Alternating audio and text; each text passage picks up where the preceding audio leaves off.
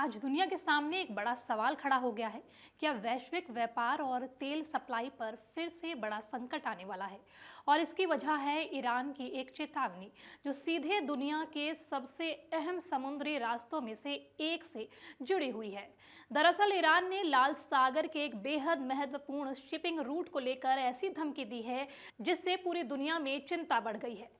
नमस्कार, मेरा नाम है संध्या और आप देख रहे हैं अमर उजाला। अब बात शुरू करते हैं उस स्थिति से जहां से ये पूरा संकट खड़ा हुआ।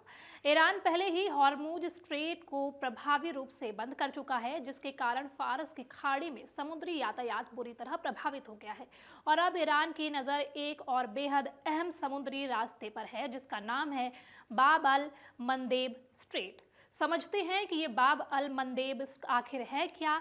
तो ये लाल सागर में स्थित एक बेहद महत्वपूर्ण रास्ता है जो यमन, जिबूती और इरिट्रिया के बीच पड़ता है और हिंद महासागर से आने वाले जहाज़ों को स्वेज नहर तक पहुंचाने का काम करता है।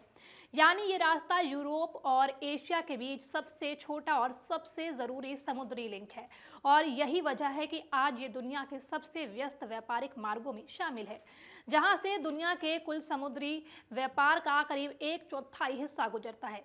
अब यहाँ सबसे बड़ा सवाल ये है कि आखिर ये रास्ता बंद हो गया तो क्या होगा।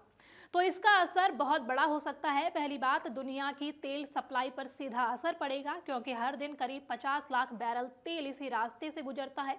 इतना ही नहीं, दुनिया की करीब 8% LNG सप्लाई भी इसी रास्ते से होती है, यानी गैस सप्लाई भी प्रभावित होगी। और अगर हॉर्मुज पहले से ही प्रभावित है तो बाब अल मंदेब के बंद होने से स्थिति और ज़्यादा गंभीर हो सकती है।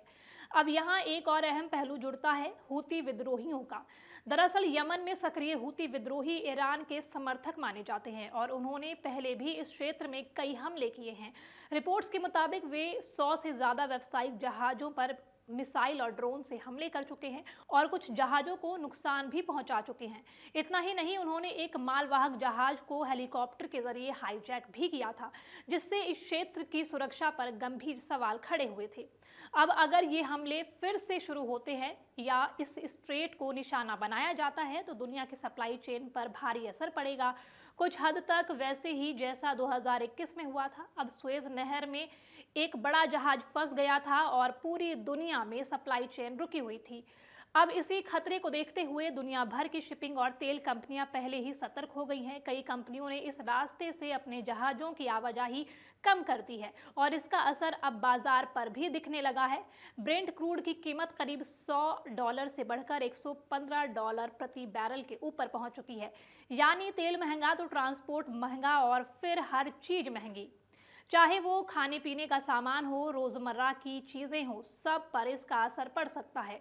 इस स्ट्रेट का नाम ही अपने आप में बहुत कुछ कहता है, बाब अल मंदेब, जिसका मतलब होता है आंसुओं का दरवाजा। और अगर हालात ऐसे ही बने रहे तो ये नाम एक बार फिर सच साबित हो सकता है, क्योंकि अगर ये रास्ता बंद हुआ तो सिर्फ जहाज ही नहीं रुकेंगे बल्कि पूरी दुनिया की अर्थव्यवस्था की रफ्तार भी धीमी पड़ सकती है।